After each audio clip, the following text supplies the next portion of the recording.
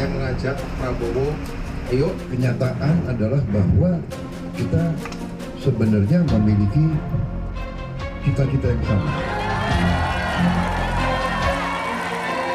Hari ini saya katakan Budiman Sujatmiko ingin menitipkan pada Pak Prabowo Subianto.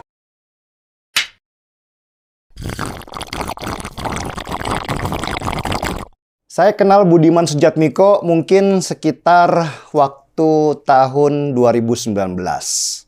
Ketika itu kalau nggak salah saya habis jadi pembicara dan kami akhirnya makan sate sama-sama. Kira-kira begitulah. Kami ngobrol ngalor ngidul cerita tentang banyak hal. Dan penilaian saya secara pribadi, Budiman ini orangnya pintar banget, tetapi pintar secara akademisi. Dia kalau jadi dosen itu bagus, tapi sebagai eksekutor sepertinya kurang membumi. Mungkin kalau bicara teori dia itu jago, tapi jangan dikasih pekerjaan yang sifatnya manajerial dan membutuhkan kerja teknis yang mumpuni. Saya itu kagum sekali sama Budiman ini, sampai sekarang. Meskipun banyak yang menilai buruk ketika dia akhirnya mendukung Prabowo secara terang-terangan. Budiman Sujatmiko buat saya adalah satu dari orang yang harus dihormati kalau kita kembali menapaki sejarah dari reformasi di negeri ini. Bayangkan, sebelum tahun 1998, sebagian besar rakyat Indonesia itu takut sekali untuk ngomongin politik. Politik dulu adalah hal yang tabu karena salah bicara dipastikan akan didatangi polisi dan tentara. Ada istilah pada masa itu, dinding bisa mendengar. Yang maknanya, hati-hati kalau bicara karena banyak mata-mata di sekitar yang bisa melaporkan perkataanmu dan kamu masuk penjara. Dan cerita tentang penjara itu juga serem-serem. Dulu bahkan ada kisah dari mulut ke mulut bagaimana seramnya perilaku orang-orang yang berbeda pendapat dengan Soeharto dan keluarganya ketika dia ditahan.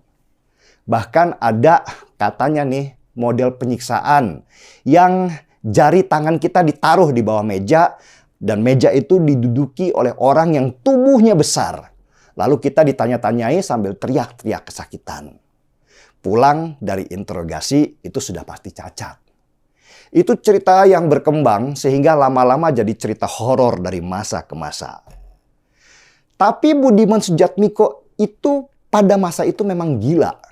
Usianya pada waktu rezim Soeharto berkuasa dengan otoriter dan kejam itu masih sekitar 20 tahunan. Dan di usia semuda itu dia mendirikan Partai Rakyat Demokratik atau PRD. Zaman Orde Baru mendirikan partai baru selain Golkar, PDI, dan P3 itu sungguh menyeramkan. Apalagi saat itu bahkan Golkar sangat berkuasa sehingga siapapun yang tidak memilih Golkar bisa dipastikan karirnya akan hancur. Dan partai yang didirikan oleh Budiman atau PRD bahkan dituding bagian dari PKI. Itu stigma menyeramkan di zaman Orde Baru yang pada masa itu bisa membuat orang kehilangan nyawa.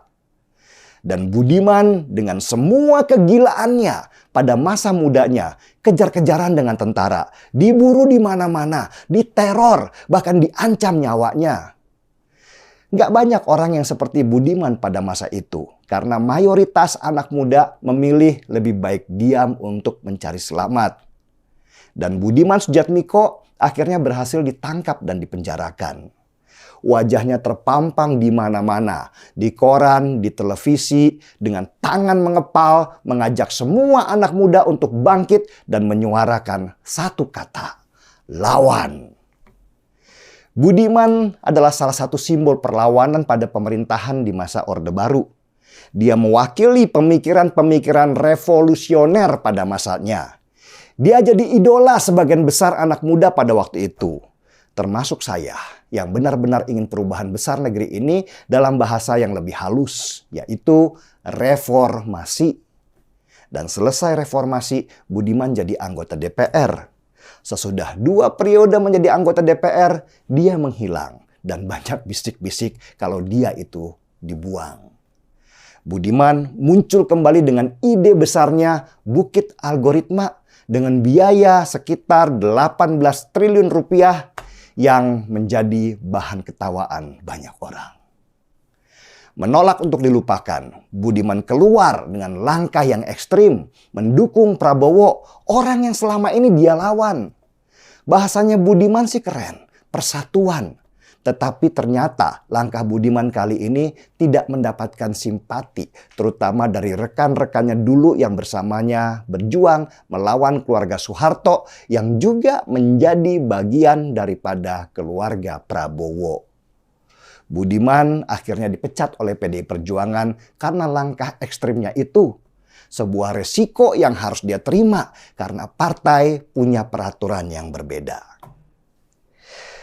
Tapi apapun, itu tidak membuat hormat saya kepada Budiman Sujatmiko hilang. Apapun pandangan politiknya sekarang, dia adalah bagian dari sejarah bangsa ini yang nggak bisa disingkirkan. Seperti pepatah bilang, nggak ada yang abadi kecuali perubahan itu sendiri. Budiman tidak akan pernah berubah cara mencintai negerinya sendiri. Hanya mungkin dia terlena dengan banyak janji di saat dia sendiri punya masalah dengan kondisi pribadi. Untuk saudaraku Budiman Sujatmiko, sebagai rasa hormat atas perjuanganmu dulu, izinkan saya mengangkat secangkir kopi.